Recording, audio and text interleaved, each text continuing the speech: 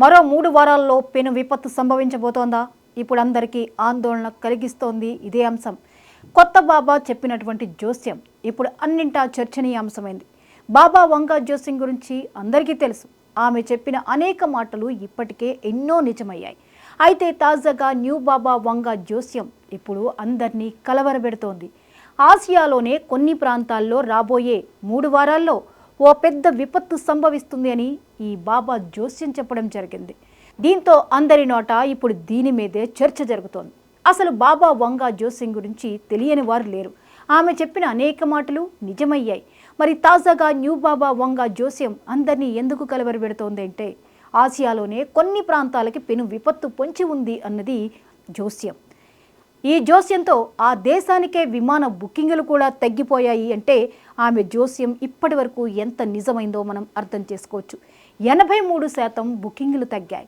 దీంతో ట్రావెల్ ఏజెన్సీలు గగ్గోలు పెట్టే పరిస్థితి వచ్చింది. న్యూ బాబా వంగా అని పిలువబడే జపనీస్ మాంగా కళాకారిణి రియో టాట్సుకి చెప్పిన జోస్యం ఇది ప్రస్తుతం పెను సంచలనం సృష్టిస్తోంది. వచ్చే జూలైలో జపాన్కి భారీ సునామీ ముప్పు ఉందని ఆమె చెప్తున్నారు. ఆమె వేసిన అంచనాలు ఇప్పటి వరకు నిజమయ్యాయి.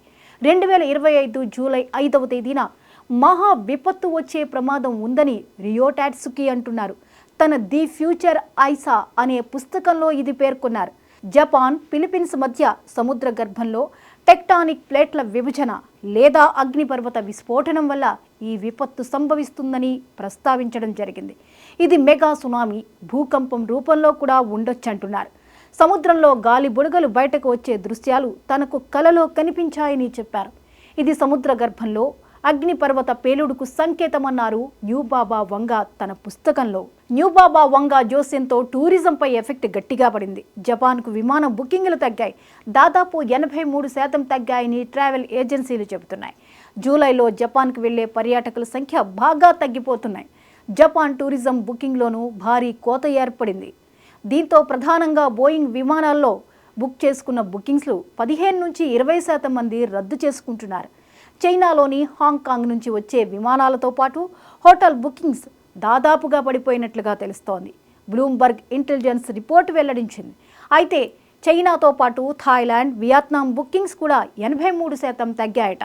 తాము 80% సీట్లు భర్తీ అవుతాయని భావించామని, అయితే రిజర్వేషన్లు 40%మే వచ్చాయని ఎయిర్లైన్ జపాన్ కార్యాలయం అంటోంది.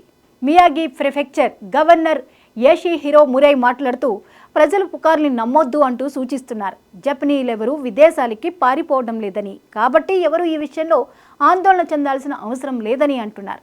ప్రజలు ఇలాంటి పుకార్లను నమ్మకుండా తమ ప్రాంతాలను సందర్శించాలని ఆశిస్తున్నారు.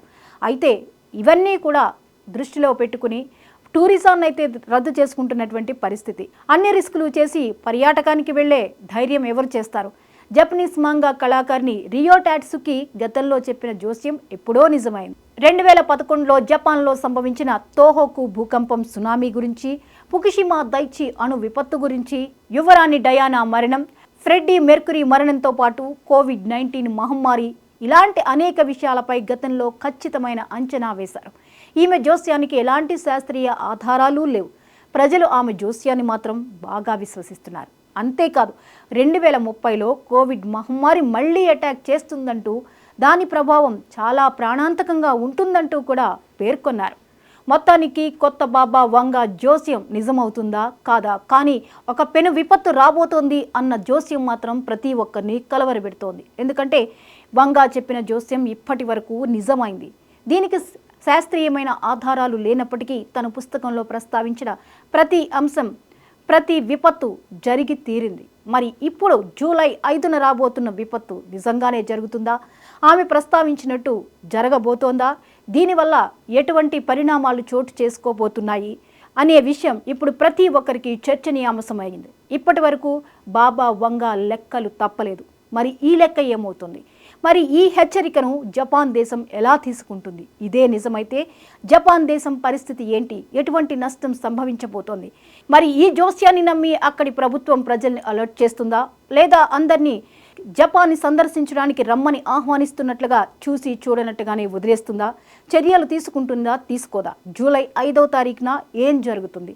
దీని మీద ఎంతవరకు జపాన్ ప్రభుత్వం అప్రమత్తం అవుతుంది? ఒకవేళ అప్రమత్తం అవ్వకపోతే పరిస్థితులు ఎలా ఉండబోతున్నాయి? అనేది చూడాల్సి ఉంది.